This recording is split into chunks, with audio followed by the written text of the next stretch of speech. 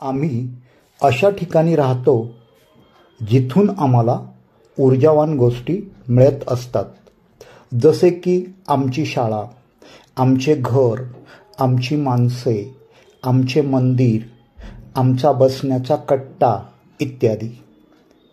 खरं पाहिलं तर आयुष्याचे सार अखंड ऊर्जा हेच आहे. एखाद्या अवघड प्रसंगी आपली शाळा किंवा प्रेरणादायी व्यक्ती आठवली तरी मनात एक विशिष्ट प्रकारची ऊर्जा तयार होत असते, जी कधीच आर्टिफिशियली किंवा कृत्रिमरित्या तयार करता येत नाही.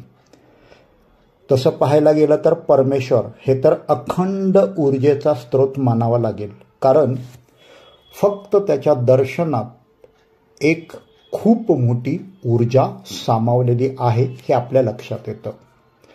रिकाम्या ताटात जेव्हा आम्हाला घास मिळत नाही तेव्हा आम्ही आणखीन एक घास घेतो आणि या आशेने की आम्हाला ताजे करण्यासाठी पुरेशी प्रेरणा मिळेल. अखंड बाह्य आणि आंतरिक ऊर्जेमध्ये एक महत्त्वाचा फरक करतो किंवा अखंड बाह्य आणि आंतरिक ऊर्जेमध्ये एक महत्त्वाचा फरक असतो. सत्य हे आहे की तुमच्या शरीराची प्रत्येक हालचाल, तुमची प्रत्येक भावना, इमोशन, तुमच्या मनातून जाणारा प्रत्येक विचार, एव्हरी थॉट हा ऊर्जेचा खर्च आहे. जर तुम्ही एखाद्या विचारावर लक्ष केंद्रित केले आणि तुम्ही ते तसे केलेच पाहिजे, याचं कारण म्हणजे आपल्या विचारात सकारात्मक ऊर्जा असते आणि आपण विनाकारण इतर विचार करतो, त्यावेळेस आपली साठवलेली एनर्जी आपण खर्च करत असतो.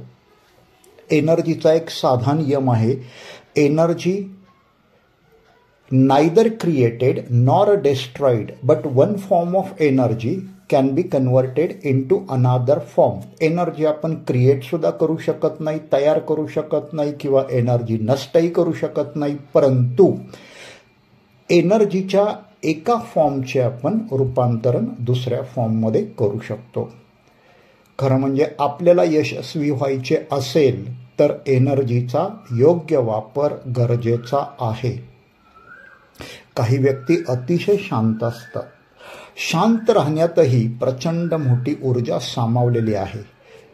संस्कृतमध्ये एक सुभाषित आहे, मौनम सर्वार्थ साधनम.